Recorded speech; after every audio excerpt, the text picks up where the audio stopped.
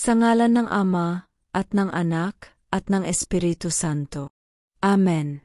Panginoon, maraming salamat po sa araw na ito.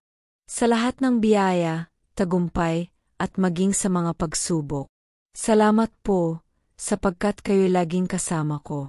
Patawarin niyo po ako sa mga pagkukulang at tagakasala ko ngayong araw. Linisin niyo po ang aking puso at isipan.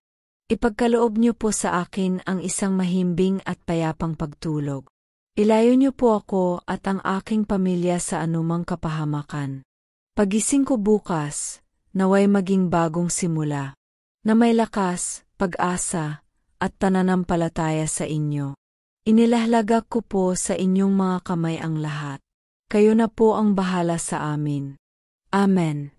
Sa ngalan ng Ama, at ng Anak, at ng Espiritu Santo. Amen.